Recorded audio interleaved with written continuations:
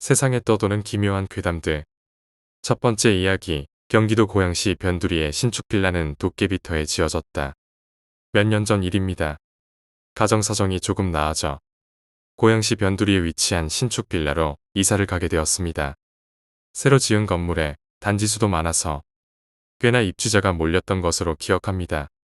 하얀색 나무 외벽에 화강암으로 깨끗하게 마감된 건물을 보며 입주할 때 정말 설렜었습니다. 이사를 끝마치고 지내게 된 지 거의 반년 정도 지났을 겁니다. 동생이 자기 방에서는 무서워서 못 자겠다고 자꾸 제 방으로 와서 자기 시작했습니다. 무슨 일이냐고 자초지종을 물어도 그냥 누가 잘 때 자기를 건드리는 것 같다.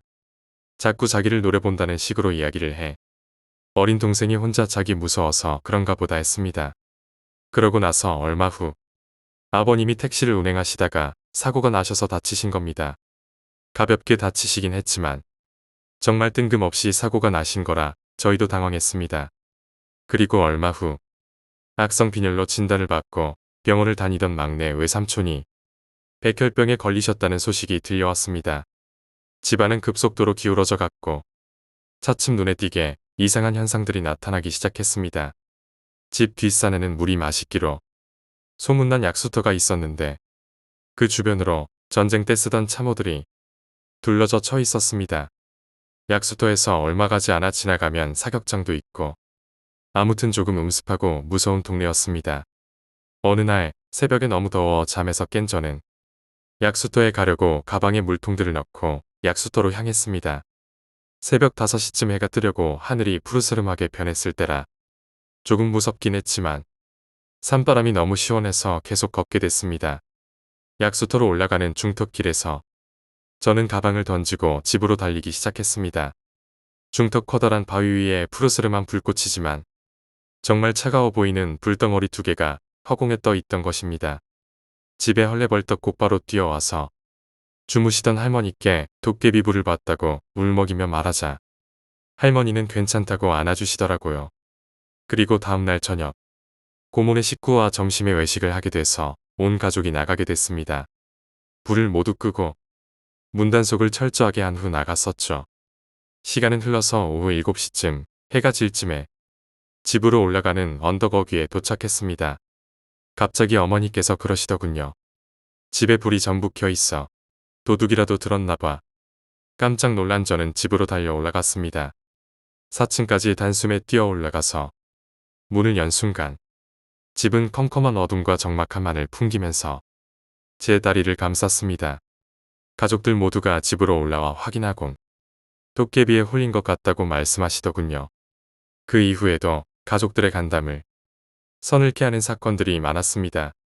동생이 본 적도 없는 괴상한 여자에게 쫓기며 가위를 눌리기도 하고 식구들 전부 있는 데서 하얀색 인형이 땅에서 천장으로 올라가기도 하며 집에 혼자 있을 땐 방문이 혼자 삐걱삐걱 움직이기도 하고 그릇이 달그락거리기도 하고 장판에 그 쩍쩍거리는 소리가 나기도 하고 갓새는 점점 기울어서 하루하루 먹고 살기가 힘들어질 정도까지 갔습니다.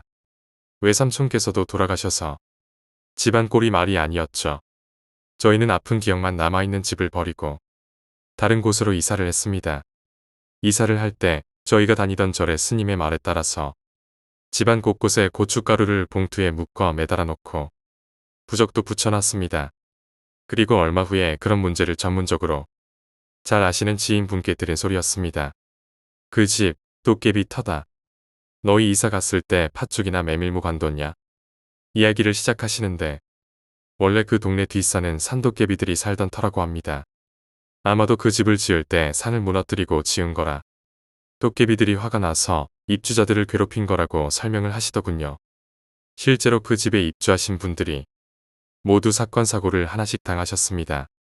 메밀묵을 놔서 도깨비를 위로하거나 팥죽을 뿌려 도깨비를 쫓거나 했으면 아마 집이 더 잘 되던지 별탈 없이 살다 나왔을 거라고 하시더군요. 몇 년이 지났지만 아직도 저희 가족은 그 집에 대해 이야기하기를 꺼립니다. 요약하자면 고양시 변두리에 위치한 신축 빌라로 이사간 가족이 동생의 무서운 경험과 가족 구성원의 연이은 사고와 질병으로 어려움을 겪게 됨. 새벽에 도깨비 불을 목격하고 집에 이상 현상들이 발생하며 가족들이 불안과 공포를 느끼기 시작함. 이사 후에 알게 된 사실로 그 집이 도깨비터였으며 도깨비들의 화를 달래지 않아 가족이 괴롭힘을 당했음을 지인을 통해 알게 됨. 두 번째 이야기, 뒷산의 귀신. 전 지금 서울에서 대학을 다니고 있지만 전라남도 광주에 있는 고등학교에서 고교 시절을 보냈습니다. 제가 다니던 학교는 광주 안에서도 명문으로 손꼽히는 학교였고 거기서 기숙사 생활을 했던 소위 말하는 우등생이었습니다. 고3 초조하고 막막하던 그 시절 친구에게서 담배를 배웠습니다. 처음에는 몇 모금 뻐끔거리는 정도였지만 금방 중독되어서 거의 골조 수준까지 가게 되었죠. 저희 학교에는 만대동산이라고 불리는 야트막한 둔덕이 있는데 그게 담배를 피우고 버린 꽁초가 모여서 산이 되었다는 말이 있을 정도로 담배를 피우는 학생들이 몰래 애용하는 장소였습니다. 새벽 3시쯤 사감 선생님은 먼저 주무시고 자습하던 아이들도 하나 둘씩 자러 들어가고 저 혼자 남았을 때 갑자기 담배가 간절하더군요. 그날 밤은 말 그대로 달빛 한 점 없는 어두운 밤이었지만 저는 누구한테 들킬까 무서워 오직 라이터 불빛에 의지해 만대동산 기슭까지 갔습니다. 그리고 늘 그랬던 대로 만족스럽게 담배에 불을 붙이고 한 모금 빨아들이는 순간 저 멀리 누군가가 제게 손짓을 하더군요. 주위가 너무 어두워서 얼굴은 보이지 않고 그냥 손을 까딱거리는 흐릿한 형체만 보였지만 저는 순간 사감 선생님에게 흡연 사실을 들킨 줄 알고 가슴이 덜컹했습니다. 전 조마조마하면서 계속 손만 까딱거리는 사람이 있는 곳으로 걸어갔습니다. 그런데 그 사람은 마치 자신을 따라오라는 듯 으슥한 곳으로 걸어가더군요. 아무도 안 보이는 곳에서 때릴 생각인가 라고 생각하고는 그냥 그 사람을 쫓아갔습니다. 그런데 그 사람은 중학교 건물 근처로 가더니 눈앞에서 스르륵 사라져버렸습니다. 저는 그 사람이 어디 갔는지 몰라 이리저리 두리번거리다가 문득 제가 엄청난 곳에 앞에 서 있음을 깨닫게 되었습니다. 저희 학교에는 학교를 건립한 어르신 한 분을 모신 무덤이 실제로 학교 단지 내에 있습니다. 제가 바로 그 앞에 있었습니다. 정신을 차렸을 때 제 눈에 보인 것은 비석과 무덤. 제게 손짓하던 사람은 어디에도 없었어요. 저는 그 자리에서 혼비백산하여 그대로 기숙사로 달려왔습니다. 그리고 뜬 눈으로 아침을 맞았죠. 혹시나 해서 수희 아저씨나 사감 선생님께 여쭈어 봤지만 그 시간에 나돌아다니던 사람은 누구도 없었습니다. 그 후로 저는 담배를 끊었습니다. 제 의지로 끊었다 보다는 마치 기숙사 내에서 누군가가 계속 저를 주시하고 있다는 생각이 들어 결국 끊을 수밖에 없었습니다. 이건 순전히 제 생각이지만 마치 기숙사 내에서 뭔가가 돌아다니면서 담배를 피우나 안 피우나 저를 지켜보는 것 같았어요. 혹시 저와 같이 그 학교의 기숙생활을 하시면서 뭔가를 느끼신 분이 있다면 제 생각이 틀리지만은 않았을 것입니다. 세 번째 이야기, 발목이 없는 귀신. 고등학교 때 봄부터 집 근처 패스트푸드점에서 아르바이트를 했습니다.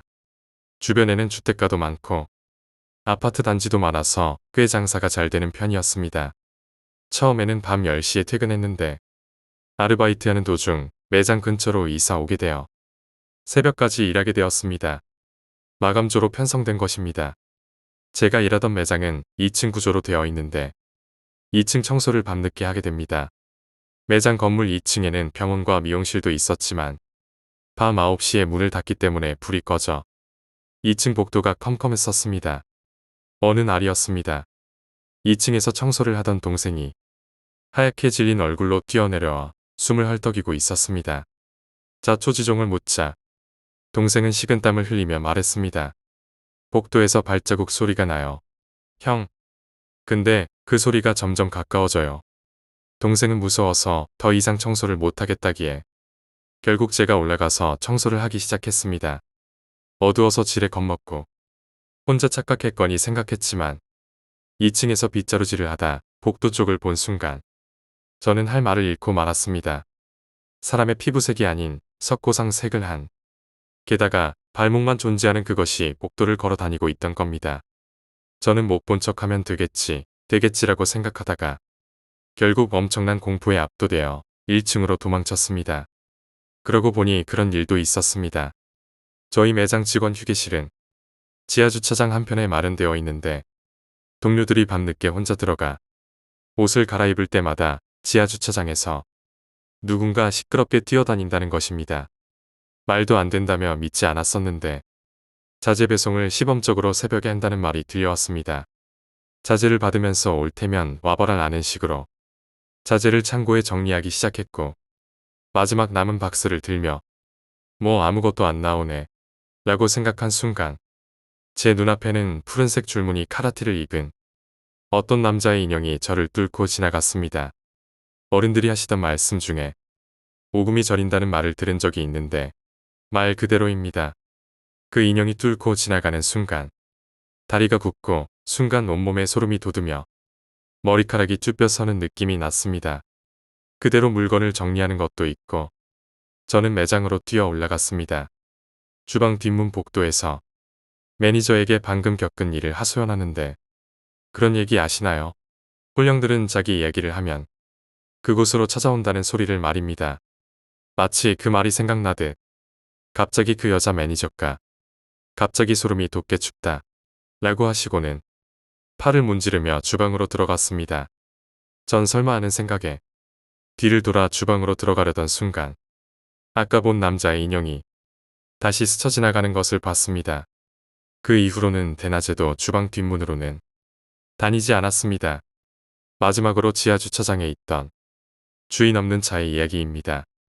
지하주차장 맨편 구석은 정말 그런 쪽으로 둔한 사람이 가도 오싹하다고 할 만큼 으스스한 곳이었습니다. 그런데 어느 날부터 하얀색 승용차가 언제 주차해 놓았는지도 아무도 모른 채로 방치되고 있었습니다. 기분 나쁘게도 남자의 인형을 본 그 왼쪽 구석에 말이죠. 같이 일하는 사람들 사이에서 그 차 운전석에 사람 머리만 둥둥 떠 있더라. 발목만 돌아다니다가 그 차 아래로 숨더라.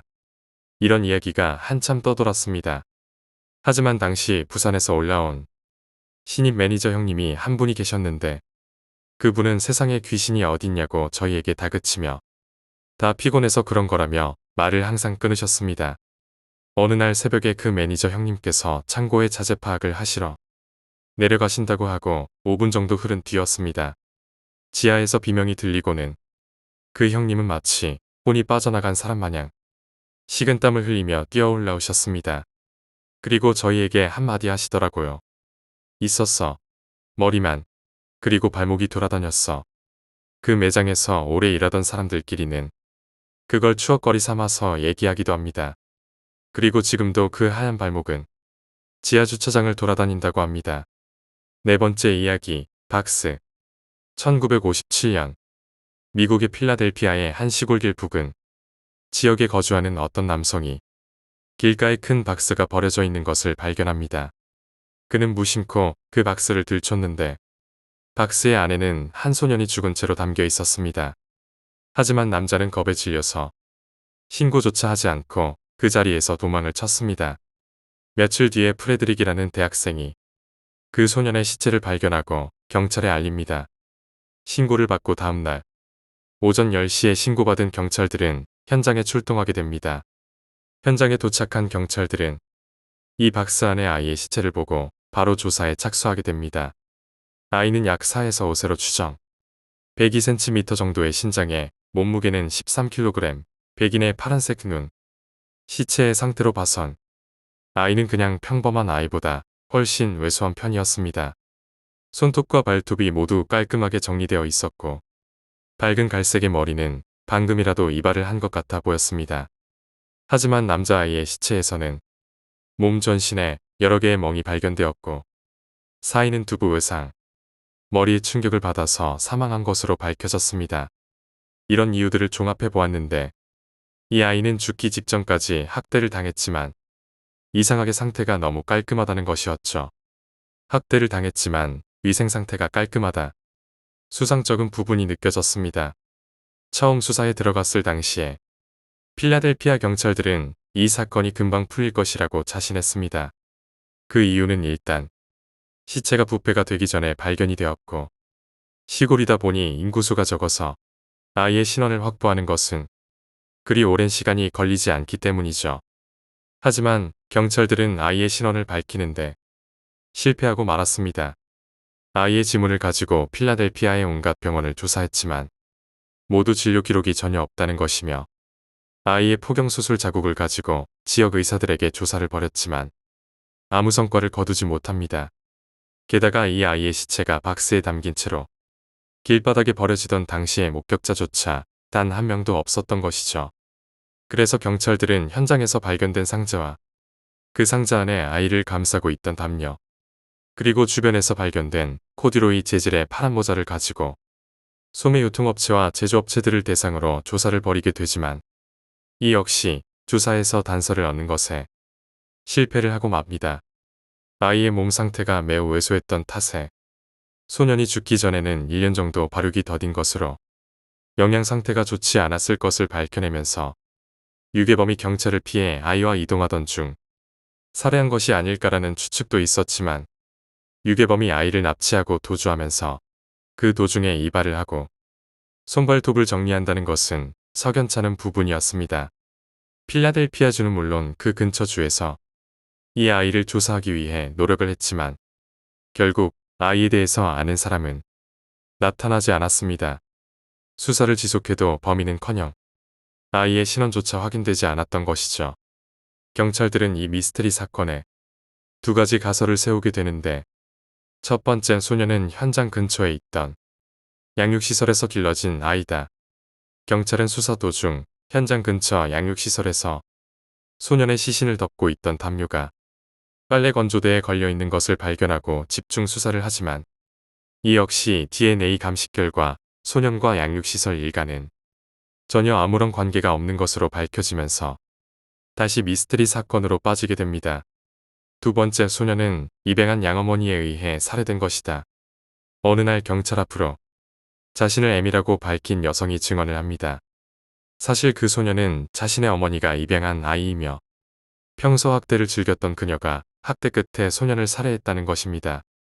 이 M이라는 여자의 증언은 상당 부분 실제 사실과 일치하였고 경찰도 본격적으로 조사를 시작하였으나 두 가지 이유에서 그녀가 범인이 아니라는 결론이 나옵니다. 첫 번째, M이라는 여자는 정신분열 환자다. 두 번째, M의 옆집 이웃이 증언한 결과 M의 집에는 두 모녀 이외에 아무도 살지 않았다는 것입니다. 이렇게 필라델피아 미스터리 사건은 더더욱 미궁 속으로 빠져들게 되고 결국 아이의 시신이 묘지에 묻히면서 이 사건의 열기도 식어버리게 됩니다. 이 미스터리 사건은 그 어떤 단서조차 현재까지도 발견하지 못한 상태라고 합니다. 과연 이 소년은 누구이며 왜 죽었고 그리고 도대체 어디서 온 소년일까요? 다섯 번째 이야기, 80년대 일본 정화조의 시체.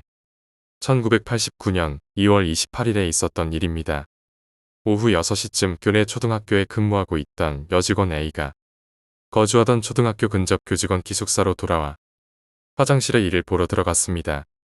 그런데 그 여직원은 화장실 안에서 황당한 일을 겪게 됩니다. 화장실의 변기 구멍을 통해서 구두 같은 물체를 보게 된 것입니다. 그녀는 밖으로 나가서 변소를 치우는 구멍을 보게 되는데 그 안에는 사람의 발이 보였습니다. 곧바로 교장과 동료 직원들에게 이 사실을 알리고 바로 경찰에 신고를 하게 되었고 신고를 받은 가장 가까운 곳에 경찰관이 왔고 곧이어 마을의 소방대원과 미하루 경찰서원도 속속들이 도착을 하게 되었습니다. 발견된 시신을 꺼내려 했으나 변조가 너무나도 비좁았던 탓에 시신을 꺼내지 못하고 결국 저변을 중기로 파내어 변조를 부수는 방법을 통해 시신을 꺼냈습니다. 변조 안에 있던 시신은 한겨울임에도 불구하고 상반신의 옷이 모두 벗겨져 있었고 입고 있던 윗옷을 가슴에 끌어안은 채 무릎을 굽히고 얼굴은 조금 오른쪽으로 기울인 형태로 굳어져 있었다고 합니다. 시체는 그 자리에서 호스로 씻겨졌고 소방대의 대기실로 옮겨져 의사의 주도 아래 사인을 감식했는데요.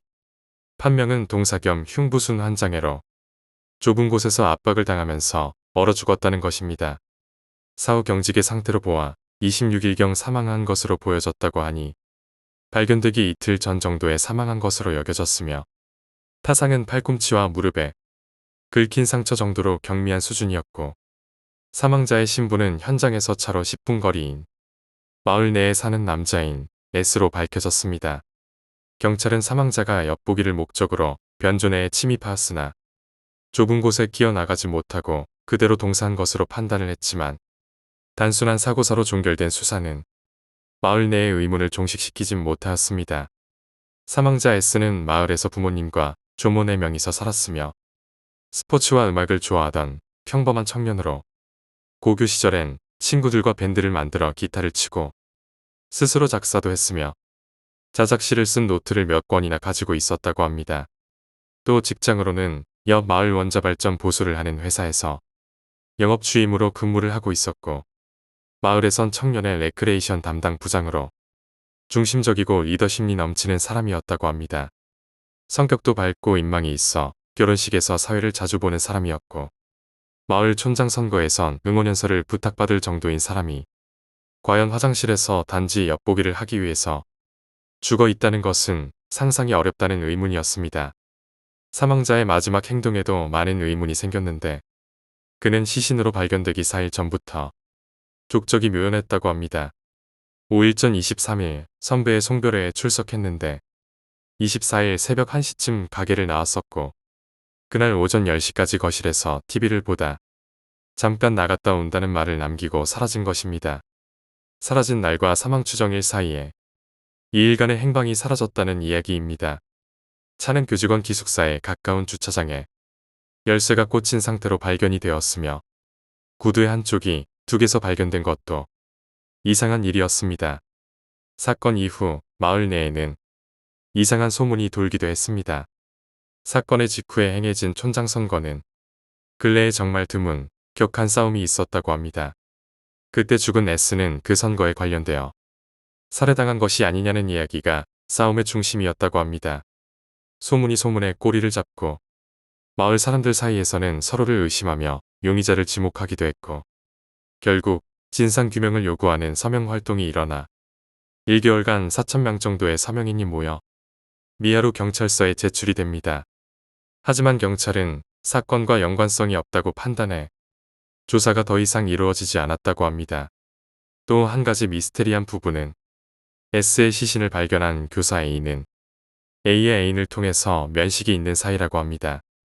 이전 A씨가 장난전화에 고민하던 적이 있어 A의 연인과 S가 함께 그 장난전화를 녹음하여 경찰에 전달했는데요. 이 건에 대해서 경찰은 별다른 조치를 취하지 않았으나 S의 지인 이야기에 따르면 S는 범인이 누구인지 거의 알고 있었던 것으로 예상이 된다고 합니다. 하지만 범인이 누구인지 알고 있다고 한들 이미 죽은 몸이 되어버렸던 S가 알려줄 일은 없을 것입니다. 6번째 이야기, 대낮의 강도. 당시 대학교 3학년이었던 저는 한 층에 2세대가 사는 작은 연립에서 아버지와 둘이서만 살고 있었습니다. 연립이 대칭 구조라 양쪽 집 현관의 간격은 2-3뼘 남짓밖에 안 되었고 방음조차 잘 되지 않았습니다. 종종 옆집 현관문 여는 소리가 마치 우리 집의 문을 여는 소리처럼 들리기도 했습니다. 어느 날 학교 후 집에 혼자 있는데 딸깍딸깍하는 소리가 났습니다. 평소 가족들이 오는 시간이 아니었고 문 열리는 소리도 안 나서 옆집 소리라고 생각했습니다. 열쇠 소리가 계속 나서 조금 짜증났지만 옆집 사람들과는 사이가 좋지 않아 마주치고 싶지도 않았기에 방에 들어가서 TV 소리만 높였습니다. 문이 고장 났으면 빨리 고치지. 방음도 잘 안 되는 거 알면서 무슨 민폐인가 싶었습니다. 몇 시간이 지난 저녁쯤 아버지가 문을 열라고 전화를 하셨습니다. 열쇠를 안 가져오셨나 싶었는데 열쇠 구멍에 열쇠가 들어가질 않아서 전화를 하신 것이었습니다. 집에 오신 아버지께선 손전등을 가지고 와서 문을 살펴보시고 바로 몇 마디 하십니다. 문이 잘 안 열렸으면 열쇠 수리를 바로 해야지. 열쇠 구멍이 싹 다 망가졌네. 집에 아무도 없는 줄 알고 누군가 문을 따고 들어오려고 했던 것 같습니다. 실패로 끝나서 다행이지만 만약 문이 열렸다면 생각만 해도 두렵습니다. 7번째 이야기, 예지몽. 친구 어머님이 예지몽 쪽에 능하셨던 모양입니다. 그 당시 친구 아버님은 차를 가지고 이곳저곳 다니시는 일을 하셨답니다. 그러던 어느 날 친구 어머님이 꿈을 꾸셨는데 꿈속에서 남편분이 방에 누워서 자고 있더랍니다. 그런데 남편의 발밑에 어마어마하게 큰 지네가 꿈틀거리더랍니다. 보기만 해도 징그러운 정도로 컸다네요. 무서워서 보고만 있는데 그 지네가 남편의 발을 타고 올라가서 다리를 지나 점점 몸 위로 올라가더랍니다. 저걸 쳐내야 하는데 그냥 두면 안 되는데 꿈속이지만 이런 생각이 들었는데 너무 무서워서 엄두조차 내지 못했답니다. 그 와중에 지네가 목 근처까지 올라갔는데 머리를 타고 넘으면 죽는다는 말이 생각나셨다고 하네요. 결국에는 용기를 내서 냅다 쳐냈고 지네가 바닥에 떨어지고는 꿈에서 깼다고 합니다. 그날 아침 어머님이 꿈 이야기는 하지 않고 제 친구에게 몸 조심하라는 말을 하였답니다. 친구 아버지는 운전을 하니까 괜한 얘기가 될까봐 얘기 안 했답니다. 그런데 친구 아버님이 운전을 하고 가시는데 앞에 있던 차들이 사고가 났답니다. 갑자기 난 사고이지만 바로 앞에 있던 트럭과는 거리가 좀 있어서 괜찮았는데 앞에 있던 트럭이 공사장용 철근을 잔뜩 싣고 가는 거였다고 합니다. 사고가 나면서 철근들이 뒤로 쭉 쏟아졌는데 친구 아버님 차의 전면 유리창 바로 앞에 멈춰서 무사하셨다고 하네요. 친구 어머님의 꿈속에서 지네를 쳐내지 못하고 머리를 타고 넘었다면 정말 어떤 사고가 났을지 친구에게 그 얘기를 듣는데 신기하면서 오싹하더군요. 8번째 이야기, 화를 내는 할머니. 친구에게서 들은 이야기입니다. 친구의 친척 언니가 경험하신 거고요. 편의상 그냥 언니라고 하겠습니다. 그 언니는 20대 직장인이며 한대문에 여러 집이 있는 다세대 주택 1층에서 자취했다고 합니다. 그 언니는 아침 일찍 나가서 밤늦게나 들어오다 보니 이웃들과는 거의 마주칠 일이 없었다고 합니다. 하루는 밤에 일 끝나고 돌아오는데 윗집에 불이 켜져 있고 어떤 아주머니가 통곡을 하시는 소리가 들렸다고 합니다. 무슨 일이 있나 가보고 싶었지만 실례인 것 같기도 하고 너무 피곤한 상태라서 그냥 집에 들어가 바로 씻고 잠이 들었다고 합니다. 그런데 그날따라 잠을 깊게 들지 못했다고 합니다. 뒤적뒤적 거리다가 문득 눈을 떴는데 그 순간 가위에 눌린 것입니다. 그때 천장 쪽을 보니 어떤 할머니의 얼굴이 보였다고 합니다. 그런데 할머니께서 화난 표정으로 그 언니를 내려보고 있었다는 것입니다. 언니는 무서워서 있는 힘껏 발버둥을 치자 가위에서 풀렸다고 합니다. 그러고 밤새 뜬 눈으로 지새우다가 결국 잠도 못 자고 출근을 했다고 합니다. 그렇게 지친 몸을 이끌고 집으로 돌아오는데 그날도 2층에 불이 켜져 있고 또다시 아주머니의 울음소리가 들렸다고 합니다. 그 언니는 잠을 못 잔 탓에 너무 피곤해서 그날도 그냥 집에 들어갔다고 합니다. 그러다 잠이 드는데 또 가위에 눌리고 천장에서 그 할머니의 화난 얼굴이 보였다고 합니다. 다시 있는 힘껏 발버둥을 쳐서 가위에 풀리자 언니는 윗집의 아주머니가 자꾸 오시는 것도 그렇고 뭔가 이상하다 싶어 2층으로 올라가 문을 두드렸다고 합니다. 조금 지나서 어떤 아주머니 한 분이 눈을 비비며 나오시더니 반갑게 맞아주셨다고 합니다. 언니는 아주머니에게 무슨 일 있으시냐고 여쭤보려는 찰나에 순간 멈칫했다고 합니다. 아주머니 뒤쪽으로 어느 사진이 걸려 있었는데 밤마다 나왔던 그 할머니였다고 합니다. 아주머니께 물으니 자기 어머님이신데 지병이 있으셨는데 병원비가 없어 집에서 모시다가 어제 낮에 돌아가셨다고 합니다. 그 옆에는 관이 하나 있었는데 장례비가 만만치 않아 연락되는 가족도 없고 별 수 없이 집에서 장례를 치르고 있었다고 합니다. 그 언니는 할머니께서 밤마다 아주 화난 표정으로 자길 내려다본다고 아주머니께 그렇게 말씀을 드렸더니 아주머니는 기겁을 하시더니 설마 하며 할머니께서 누워 계신 관을 열어봤는데 곱게 누워 계셔야 했던 할머니께서 관이 뒤집힌 것처럼 뒤집어져 누워 계신 것입니다. 엎드려 누워 계신 것이죠. 아주머니는 화들짝 놀라 다시 할머니를 바르게 눕혀드렸는데 그때 할머니의 얼굴은 약간 눌려있는 상태였고 마치 화가 난 모습이었다고 합니다. 후에 그 언니는 혼자서 장례를 치르시는 아주머니를 안쓰럽게 생각하여 같이 장례를 치러드리고 3일째도 함께 지냈다고 합니다. 그리고 그 후에 다시는 할머니의 모습이 보이지 않았다고 합니다. 9번째 이야기, 기괴한 가위 눌림. 피곤하면 1년에 한 달 정도는 가위에 눌리기에. 그래서 악몽이고 뭐고. 그런 거든 익숙한 사람이다. 그 중에 제일 기억에 남는 하나는 너무 리얼해서 깨고 나서도 한참 동안 현실 감각이 안 돌아와서 놀랐던 꿈이 하나 있다. 그날은 바로 전날 친구 집에서 하룻밤을 새면서 놀다가 집에 와서 저녁도 안 먹고 잠들었던 것 같다. 늘 몸이 피곤하면 그랬듯 가위에 눌릴 것 같은 예감이 들었지만 피곤해서 죽을 것 같은데 가위고 나발이고 이런 마음으로 무시하고 눈을 감고 누웠다. 그런데 그날은 약간 달랐던 게 딱 그 상태에 약간 반은 잠들어도 몸의 감각이 어느 정도 남아있는, 눈을 감고 있어도 소리나 인기척 같은 건 약간씩 들리는 상태였다. 내 방은 침대 발치에 화장실이 있다. 엄마가 환기하라고 항상 문을 열어놓으라 해서 문을 반 정도 열어둔다. 근데 발치에서 인기척이 느껴졌다. 이상하게 눈도 안 떴는데 내가 내 방 구조를 잘 아니까 아주 예민하게 느껴지는 게 있었다. 왜인지는 몰라도 작은 체구에 누군가 화장실 문 뒤에 숨어 있다가 내가 잠들고 나니까 아주 조용히 나와서 내 발 앞에 서서 날 보고 있는 것 같은 느낌. 그때까지만 해도 빨리 자고 싶은데 또 이런다 하면서 억지로 잠을 청하니까 정말로 잠들 수 있었다. 잠에 빠져 있다가 갑자기 부스럭거리는 소리에 너무 시끄러워서 잠이 깼는데 앞이 안 보였다. 아예 안 보인다. 이게 아니라 눈앞이 하얗고 뿌연 느낌. 그냥 눈을 떴다는 느낌보다 뭔가 어두운 데서 밝은 데로 가면 천천히 보이는 그런 느낌이었다.